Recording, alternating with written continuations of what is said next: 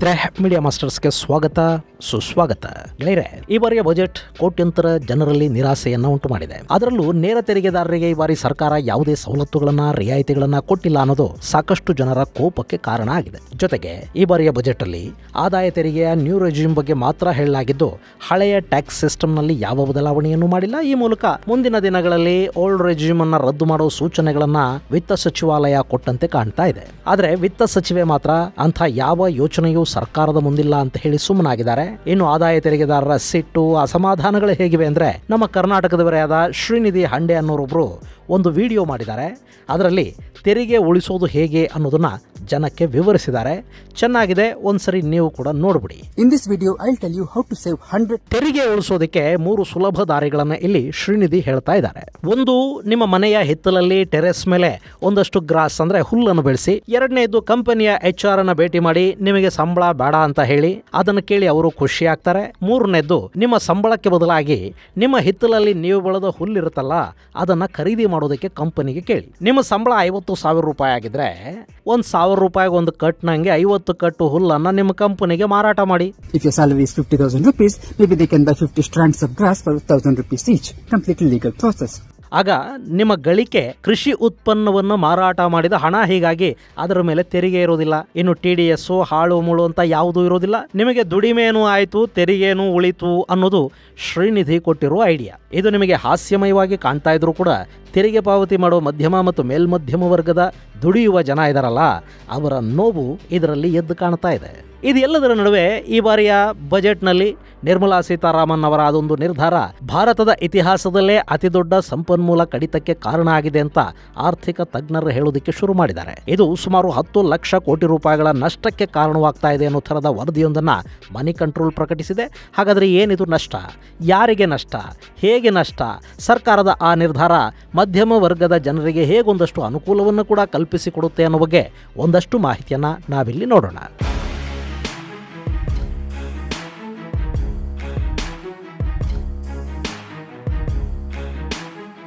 ಗೆಳೆಯರೆ, ಇತ್ತೀಚೆಗಷ್ಟೇ ಕೇಂದ್ರ ಹಣಕಾಸು ಸಚಿವೆ ನಿರ್ಮಲಾ ಸೀತಾರಾಮನ್ ತಮ್ಮ 7ನೇ ಬಜೆಟ್ ಅನ್ನು ಮಂಡಿಸಿದ್ದಾರೆ. ಈ ಬಜೆಟ್ ಅಲ್ಲಿ ಗಮನ ಸೆಳೆದ ಕೆಲ ಅಂಶಗಳು ಅಂದ್ರೆ ಉದ್ಯೋಗ ಸೃಷ್ಟಿ, ಮಹಿಳಾ ಸಬಲೀಕರಣ, ಇನ್ಕಮ್ ಟ್ಯಾಕ್ಸ್, ರಕ್ಷಣಾ ವಲಯಕ್ಕೆ ಕೊಟ್ಟಿರುವ ಹಣ ಹಾಗೂ ಚಿನ್ನದ ಮೇಲಿನ ಕಸ್ಟಮ್ ಡ್ಯೂಟಿಯ ಕಡಿತ. ಇದನ್ನು ಬಿಟ್ಟು ಮಿಕ್ಯಾವ ಅಂಶಗಳು ಕೂಡ ಸಾಮಾನ್ಯ ಜನರ ಕಣ್ಣಿಗೆ ಬೀಳ್ತಾ ಇಲ್ಲ. ಅದರಲ್ಲೂ ಮಧ್ಯಮ ವರ್ಗದವರ ಕಣ್ಣಿಗೆ ಬೀಳ್ತಾ ಇರೋದು 2 ಅಂಶಗಳು. ಒಂದು, ನ್ಯೂ ಟ್ಯಾಕ್ಸ್ ರೆಜಿಮ್ ಮತ್ತು ಗೋಲ್ಡ್ ಕಸ್ಟಮ್ ಡ್ಯೂಟಿಯ ಕಡಿತ. ಈ ಬಾರಿ ತೆರಿಗೆ ವಿನಾಯಿತಿ ಸಿಗಬಹುದು ಅನ್ನೋ ನಿರೀಕ್ಷೆಯಲ್ಲಿ ಆದಾಯ ತೆರಿಗೆ ಪಾವತಿದಾರ ವರ್ಗ ಇತ್ತು. ನಿಮಗೆ ಗೊತ್ತಿರಲಿ, ಈ ಮಧ್ಯಮ ವರ್ಗ ಮತ್ತು ಮೇಲ್ಮಧ್ಯಮ ವರ್ಗದ ನಗರವಾಸಿಗಳು ಅಂದ್ರೆ ಆದಾಯ ತೆರಿಗೆಯನ್ನ ಪಾವತಿಸುವ ಜನ ಇದ್ದಾರೆ ನೋಡಿ, ಇವರಲ್ಲಿ ಬಹುಪಾಲು ಜನ ಬಿಜೆಪಿಯ ಮತದಾರರು. ಸಿದ್ಧಾಂತದ ಬಗ್ಗೆ ಒಲವಿರಲಿ ಇಲ್ಲದೆ ಇರಲಿ, ಮಧ್ಯಮ ಮೇಲ್ಮಧ್ಯಮ ವರ್ಗದ ಬಹುತೇಕರು ಬಿಜೆಪಿಯನ್ನ ಬೆಂಬಲಿಸ್ತಾರೆ. ಯಾಕೆ ಅಂದ್ರೆ ಬಿಜೆಪಿ ಸರ್ಕಾರ ಇದ್ರೆ ವ್ಯಾಪಾರ ವಹಿವಾಟುಗಳು ಹೆಚ್ಚಾಗತ್ವೆ, ಷೇರು ಮಾರುಕಟ್ಟೆ ನಳನಳಿಸೋದಕ್ಕೆ ಅವಕಾಶ ಆಗತ್ತೆ, ಮಧ್ಯಮ ವರ್ಗದ ಆದಾಯ ಹೆಚ್ಚಾಗುತ್ತೆ, ಪಾಸ್ಪೋರ್ಟ್ನ ಶಕ್ತಿ ಹೆಚ್ಚಾಗೋದ್ರಿಂದ ವಿದೇಶಿ ಪ್ರವಾಸಗಳಿಗೆ ಅನುಕೂಲ ಆಗುತ್ತೆ, ಇನ್ಫ್ರಾಸ್ಟ್ರಕ್ಚರ್ ಹೆಚ್ಚಾಗುತ್ತೆ. ಹೀಗೆ ಒಂದಷ್ಟು ಕಾರಣಗಳಿಂದ ಅವರು ಬಿಜೆಪಿಯನ್ನು ಬೆಂಬಲಿಸ್ತಾರೆ. ಕಳೆದ 2 ಅವಧಿಗಳ 10 ವರ್ಷ ಅವರು ಆದಾಯ ತೆರಿಗೆ ಸ್ಲ್ಯಾಬ್ಗಳಲ್ಲೊಂದಷ್ಟು ಅನುಕೂಲ ರಿಯಾಯಿತಿ ಸಿಗಬಹುದು ಅಂತ ಕಾಯ್ತಲೇ ಇದ್ರು. ಆದರೆ ಬಿಜೆಪಿ ಸರ್ಕಾರ ಆ ಬಗ್ಗೆ ತಲೆ ಕೆಡಿಸ್ಕೊಳ್ಳೋದಕ್ಕೆ ಹೋಗಲಿಲ್ಲ. ಈ ಬಾರಿ GSTಗಿಂತ ಕಾರ್ಪೊರೇಟ್ ತೆರಿಗೆಗಿಂತ ಹೆಚ್ಚು ಸಂಗ್ರಹದ ಗುರಿ ಇರುವುದು ಆದಾಯ ತೆರಿಗೆಯದ್ದು. ಆದಾಯ ತೆರಿಗೆಯಿಂದ 19% ಸಂಪತ್ತು ಕ್ರೋಢೀಕರಣದ ಗುರಿ ಇದೆ. ಆದರೆ ಇಷ್ಟೊಂದು ತೆರಿಗೆಯನ್ನ ದೇಶಕ್ಕೆ ಪಾವತಿಸುವ ಮಧ್ಯಮ ಮೇಲ್ಮಧ್ಯಮ ವರ್ಗದ ತೆರಿಗೆದಾರರಿದಾರಲ್ಲ, ಅವರಿಗೆ ಸರ್ಕಾರ ಕೊಡ್ತಾ ಇರೋದು ಏನು? ನಮ್ಮಲ್ಲಿ ತೆರಿಗೆ ಅಮೆರಿಕ ಸ್ಟೈಲಲ್ಲಿ, ಸವಲತ್ತುಗಳು ಸೋಮಾಲಿಯಾ ಮಟ್ಟದಲ್ಲಿ ಅನ್ನೋದನ್ನ ಈಗಾಗಲೇ ಸಾಕಷ್ಟು ತೆರಿಗೆ ಪಾವತಿದಾರರು ಹೇಳ್ತಾ ಇದ್ದಾರೆ. ತೆರಿಗೆದಾರರನ್ನ ಲೂಟಿ ಮಾಡೋ ಸರ್ಕಾರ ಅವರಿಗೆ ಏನು ಕೊಡ್ತಾ ಇದೆ ಅನ್ನೋದನ್ನ ನೋಡಿದ್ರೆ ಅಲ್ಲಿ ಖಂಡಿತ ನಿರಾಸೆ ಆಗುತ್ತೆ. ನೀವು ತೆರಿಗೆ ಕಟ್ಟದೇ ಇದ್ರೆ ನಿಮಗೆ ಸಬ್ಸಿಡಿಗಳು ಸಿಗತ್ವೆ, ನಿಮಗೆ ಉಚಿತ ವೈದ್ಯಕೀಯ ಸೌಲಭ್ಯ ಸಿಗತ್ತೆ. ತೆರಿಗೆ ಪಾವತಿ ಮಾಡದೇ ಇದ್ರೆ ನಿಮಗೆ BPL ಕಾರ್ಡ್ ಸಿಗತ್ತೆ, ಉಚಿತ ಪಡಿತರ ಸಿಗತ್ತೆ, ಸರ್ಕಾರದ ಎಲ್ಲ ಸವಲತ್ತುಗಳು ತೆರಿಗೆ ಪಾವತಿ ಮಾಡದ ವರ್ಗಕ್ಕೆ ಸಿಗತ್ವೆ. ಇನ್ನು ಯಾರು ತೆರಿಗೆ ಪಾವತಿ ಮಾಡ್ತಾರೆ ಅವರನ್ನ ಸರ್ಕಾರಗಳು ನಿಂತ ನಿಲ್ಲುವಲ್ಲಿ ದೋಚುವ ಕೆಲಸವನ್ನ ಮಾಡುತ್ತವೆ. ಹೀಗಾಗಿ ಮಧ್ಯಮ ವರ್ಗ ತೆರಿಗೆಯ ವಿಷಯದಲ್ಲಿ ಸರ್ಕಾರದ ಮೇಲೆ ಸಿಕ್ಕಾಪಟ್ಟೆ ಬೇಸರಗೊಂಡಿದೆ ಅನ್ನೋದು ಸುಳ್ಳಲ್ಲ. ಅದನ್ನ ಬ್ಯಾಲೆನ್ಸ್ ಮಾಡೋದಿಕ್ಕೋ ಏನೋ ಮೊನ್ನಿನ ಬಜೆಟ್ ಅಲ್ಲಿ ಚಿನ್ನದ ಮೇಲಿನ ಕಸ್ಟಮ್ ಶುಲ್ಕವನ್ನ ಕಡಿತ ಮಾಡಲಾಗಿದೆ. ಇದು ಗೋಲ್ಡ್ ಮಾರ್ಕೆಟ್ ಅಲ್ಲಿ ಅಲ್ಲೋಲ ಕಲ್ಲೋಲಕ್ಕೆ ಕಾರಣ ಆಗ್ತಾ ಇದೆ. ಈ ಕಸ್ಟಮ್ ಡ್ಯೂಟಿ ಕಡಿತದ ಕಾರಣದಿಂದ ಒಂದೇ ದಿನ ಭಾರತದ ಚಿನ್ನದ ಹೂಡಿಕೆಯಲ್ಲಿ ಸರಿಸುಮಾರು 10 ಲಕ್ಷ ಕೋಟಿಯಷ್ಟು ನಷ್ಟ ಉಂಟಾಗಿದೆ ಅನ್ನೋದು ಮನಿ ಕಂಟ್ರೋಲ್ ವರದಿಯ ಸಾರಾಂಶ. ಅದು ಹೇಗೆ ಮತ್ತು ಈ ವರದಿ ಸರಿನಾ ಅನ್ನೋದನ್ನು ನೋಡೋದಕ್ಕೂ ಮೊದಲು ಭಾರತದಲ್ಲಿನ ಚಿನ್ನ ಎಷ್ಟು ಅನ್ನೋದನ್ನು ನೋಡ್ಬಿಡೋಣ.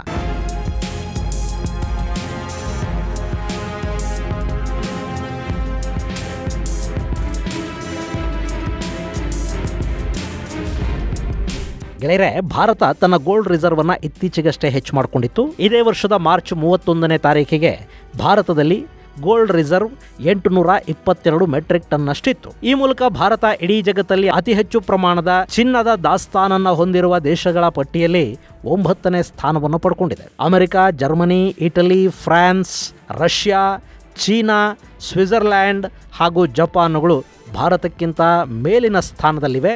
ಜಪಾನ್ ಬಳಿ 845.97 ಮೆಟ್ರಿಕ್ ಟನ್ ಅಷ್ಟು ಚಿನ್ನ ಇದ್ರೆ ನಮ್ಮ ಭಾರತದ ಬಳಿ 822 ಮೆಟ್ರಿಕ್ ಟನ್ ಅಷ್ಟು ಚಿನ್ನ ಇದೆ. ಈ ಮೂಲಕ ಭಾರತ ಈ ಪಟ್ಟಿಯಲ್ಲಿ 9ನೇ ಸ್ಥಾನವನ್ನು ಪಡ್ಕೊಂಡಿದೆ. ಇನ್ನು IMF ಬಳಿ ಕೂಡ 2300 ಮೆಟ್ರಿಕ್ ಟನ್ನಿಗೂ ಅಧಿಕ ಪ್ರಮಾಣದ ಗೋಲ್ಡ್ ರಿಸರ್ವ್ ಇದೆ ಅಂತ ಹೇಳ್ತಾರೆ. ಇನ್ನು ಈ 822 ಟನ್ ಅನ್ನೋದಿದೆಯಲ್ಲ, ಇದು ನಮ್ಮ ಭಾರತದ ರಿಸರ್ವ್ ಬ್ಯಾಂಕ್ ಅಲ್ಲಿರೋ ಚಿನ್ನದ ದಾಸ್ತಾನಿನ ವಿವರ. ಇದನ್ನು ಬಿಟ್ಟು ಕೂಡ ಭಾರತಕ್ಕೆ ಪ್ರತಿ ವರ್ಷ ಆಮದಾಗುವ ಚಿನ್ನ ವಿಪರೀತ ಪ್ರಮಾಣದಲ್ಲೇ ಇದೆ. 2023ರಲ್ಲಿ 774 ಮೆಟ್ರಿಕ್ ಟನ್ಗಳಷ್ಟು ಚಿನ್ನಕ್ಕೆ ಭಾರತದಲ್ಲಿ ಬೇಡಿಕೆ ಇತ್ತು. ಈ ಬಾರಿ ಚಿನ್ನದ ಆಮದು ಕಳೆದ ವರ್ಷಕ್ಕಿಂತ 10% ಹೆಚ್ಚಾಗುವ ಸಾಧ್ಯತೆ ಇದೆ ಅಂತ ಹೇಳ್ತಾ ಇದ್ದಾರೆ. ಹಾಗೇನಾದ್ರೂ ಆದ್ರೆ ನಮ್ಮ ರಿಸರ್ವ್ ಬ್ಯಾಂಕ್ ಅಲ್ಲಿರೋ ಚಿನ್ನದ ದಾಸ್ತಾನಿಗಿಂತಲೂ ಹೆಚ್ಚು ಪ್ರಮಾಣದ ಚಿನ್ನವನ್ನ ಭಾರತ ಇದೊಂದೇ ವರ್ಷ ಆಮದು ಮಾಡ್ಕೊಂಡು ಹಾಗಾಗತ್ತೆ. ಗೆಳೆಯರೆ, ಒಂದು ಅಂದಾಜಿನ ಪ್ರಕಾರ ಭಾರತದ ಮನೆಗಳಲ್ಲಿ, ನಮ್ಮ ದೇವಾಲಯಗಳಲ್ಲಿ, ಟ್ರಸ್ಟ್ಗಳ ಅಕೌಂಟ್ಗಳಲ್ಲಿ ಇರೋ ಚಿನ್ನ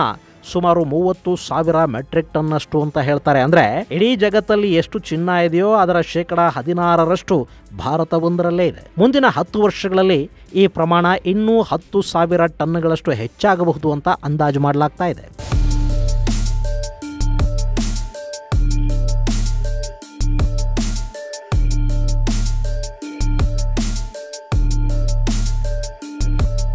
ಗೆಳೆಯರೆ, ಬಜೆಟ್ ಘೋಷಣೆಗೂ ಮುನ್ನ ಚಿನ್ನದ ಬೆಲೆ 10 ಗ್ರಾಮ್ಗೆ 72,000 ರೂಪಾಯಿಗಳನ್ನು ಮುಟ್ಟಿತ್ತು. ಆದರೆ ಆಮದು ಸುಂಕವನ್ನು ಕಡಿತ ಮಾಡಿದ ನಂತರ ಭಾರತದಲ್ಲಿ ಚಿನ್ನದ ಬೆಲೆ 10 ಗ್ರಾಮ್ಗೆ 69,000 ರೂಪಾಯಿಗಳನ್ನು ತಲುಪಿದೆ.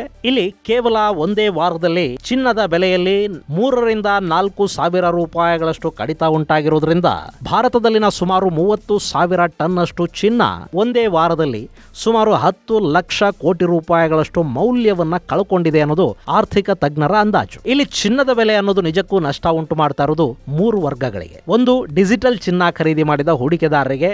ಎರಡನೆಯದು ಚಿನ್ನದ ವರ್ತಕರಿಗೆ. ಇನ್ನು 3ನೆಯ ವರ್ಗ ಅಂದ್ರೆ ಚಿನ್ನದ ಮೇಲೆ ಸಾಲ ಕೊಡ್ತಾರಲ್ಲ ಅವರಿಗೆ. ಉಳಿದಂತೆ ಚಿನ್ನವನ್ನು ಆಭರಣಗಳ ರೂಪದಲ್ಲಿ ಖರೀದಿ ಮಾಡಿದವರು ಇದರ ಬಗ್ಗೆ ಹೆಚ್ಚು ತಲೆ ಕೆಡಿಸ್ಕೊಳ್ಳೋದಕ್ಕೆ ಹೋಗೋದಿಲ್ಲ. ಯಾಕೆಂದ್ರೆ ಬೆಲೆ ಕಡಿಮೆ ಇರುವಾಗ ಅವರು ಖರೀದಿ ಮಾಡಿರ್ತಾರೆ. ಈಗ ಮತ್ತೆ ಚಿನ್ನದ ಬೆಲೆ ಕಡಿಮೆ ಆಯಿತು ಅಂದ ಕೂಡಲೇ ಅವರು ಮತ್ತಷ್ಟು ಆಭರಣಗಳನ್ನ ಖರೀದಿ ಮಾಡೋದಕ್ಕೆ ಸಾಧ್ಯ ಆಗುತ್ತೆ.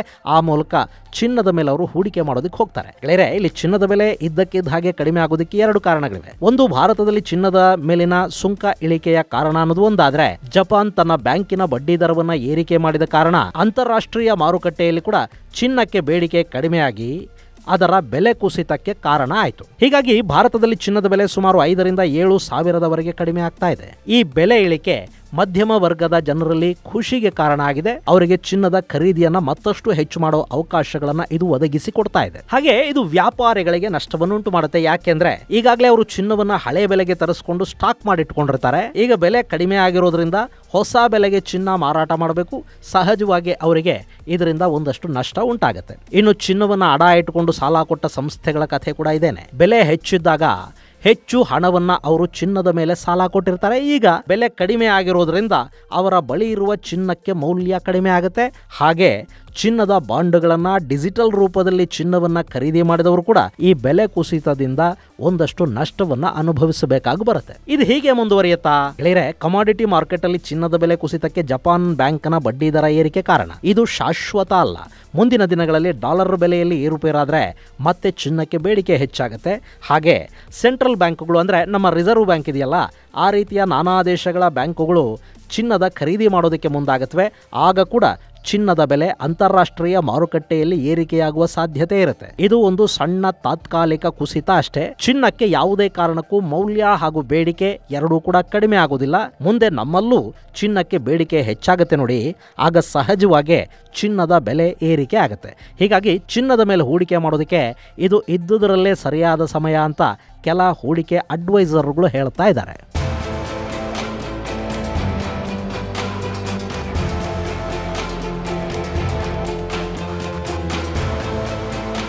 ಇನ್ನು ಭಾರತದಲ್ಲಿ ಚಿನ್ನದ ಮೇಲಿನ ಆಮದು ಸುಂಕವನ್ನು ಕಡಿಮೆ ಮಾಡಿದ್ದು ಯಾಕೆ? ಮಧ್ಯಮ ವರ್ಗಕ್ಕೆ ಉಪಕಾರ ಆಗಲಿ, ಅವರು ಹೆಚ್ಚು ಚಿನ್ನ ಖರೀದಿ ಮಾಡಿ ಸುಖವಾಗಿ ಸಂತೋಷವಾಗಿರಲಿ ಅಂತಲ್ಲ, ಖಂಡಿತ ಅಲ್ಲ. ಇತ್ತೀಚೆಗೆ ಸುಂಕ ಏರಿಕೆಯ ಕಾರಣದಿಂದ ಚಿನ್ನದ ಸ್ಮಗ್ಲಿಂಗ್ ಹೆಚ್ಚಾಗ್ತಾ ಇತ್ತು. ಇದು ದೇಶದ ಆರ್ಥಿಕತೆಯ ಮೇಲೆ ದೊಡ್ಡ ಹೊಡೆತ ಕೊಡುತ್ತೆ. ಸ್ಮಗ್ಲಿಂಗ್ ಹೆಚ್ಚಾದ್ರೆ ಸರ್ಕಾರಕ್ಕೆ ತೆರಿಗೆನೂ ಬರುವುದಿಲ್ಲ, ಜೊತೆಗೆ ಮನಿ ಲಾಂಡ್ರಿಂಗ್, ಕಾಳಧನದ ಕ್ರೋಢೀಕರಣ ಇಂಥವೆಲ್ಲ ಹೆಚ್ಚಾಗ್ತಾ ಹೋಗುತ್ತವೆ. ಇದನ್ನ ನಿಯಂತ್ರಿಸಬೇಕಿತ್ತು. ಅದಕ್ಕಾಗಿ ಇಂಪೋರ್ಟ್ ಡ್ಯೂಟಿಗಳನ್ನ ಕಡಿಮೆ ಮಾಡಬೇಕಿತ್ತು. ಸರ್ಕಾರ ಆ ಕೆಲಸವನ್ನು ಮಾಡಿದೆ. ಕಾರಣ ಏನೇ ಇರಲಿ, ಚಿನ್ನದ ಬೆಲೆ ಒಂದಷ್ಟು ಕಡಿಮೆ ಅಂತೂ ಆಗಿದೆ. ಖರೀದಿ ಮಾಡೋ ಶಕ್ತಿ ಇದ್ರೆ, ಮೂಡಿದ್ರೆ ಖರೀದಿ ಮಾಡಿಟ್ಕೊಳ್ಳಿ, ಮುಂದೆ ಬೆಲೆ ಹೆಚ್ಚಾಗೋ ಸಾಧ್ಯತೆ ಇದ್ದೇ ಇರುತ್ತೆ. ಇದು ಗೆಳೆಯರೆ ಚಿನ್ನದ ಮೇಲಿನ ಕಸ್ಟಮ್ ಡ್ಯೂಟಿ ಕಡಿತದ ಪರಿಣಾಮಗಳ ಕುರಿತಾದ ಒಂದಷ್ಟು ಮಾಹಿತಿ. ಮುಂದಿನ ಸಂಚಿಕೆಯಲ್ಲಿ ಮತ್ತಷ್ಟು ವಿಶೇಷಗಳ ಜೊತೆ ಮತ್ತೆ ಭೇಟಿಯಾಗೋಣ. ಅಲ್ಲಿವರೆಗೆ ಜೈ ಹಿಂದ್, ಜೈ ಕರ್ನಾಟಕ.